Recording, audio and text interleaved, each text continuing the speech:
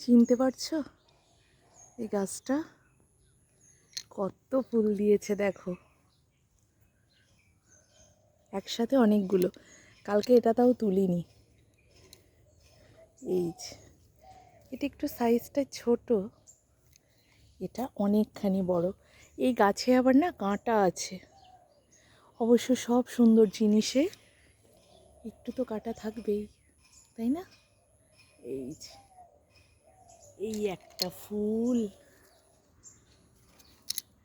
মনে যে কি আনন্দ হচ্ছে। এই ডগে একটা ফুল আর ঝোঁকাবো না, কারণ এই গাছটা গোড়া থেকে বারবার শুয়ে পড়ছে। এই যে বারবার শুয়ে পড়ছে।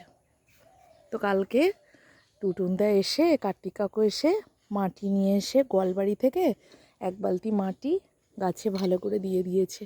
দিয়ে গাছটাকে আবার দড়ির সাহায্যে বেঁধেও দিয়েছে। এর আগের দিন বাবা বেঁধে দিয়েছিল, কিন্তু এতটা টাইট করে দিয়েছে তো, কিন্তু না হলে আরও শুয়েও পড়ছে। অনেক কুড়ি এসছে, অজস্র কুড়ি। এই যে এখান থেকে দেখছো কুড়িগুলো, এই যে এই যে এই যে এই যে এইগুলো সব কুড়ি, এক একটা এই যে ছোট ছোট এইগুলো থেকে, এই ডাল না এটা অ্যাকচুয়ালি, কিন্তু এই পাতার মুখ থেকে থেকে একেবারে ডালে ভরা কুঁড়ি।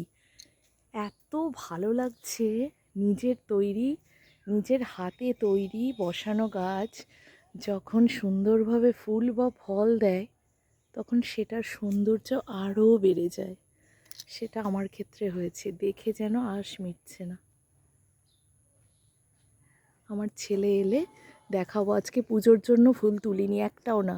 কালকে পর্যন্ত তুলেছি, আমি ওকে বললাম না থাক, আজকে আর তুলো না, গাছের ফুল গাছেই বেশি মানায়। আজকে ছেলেকে এনে একবার দেখাবো।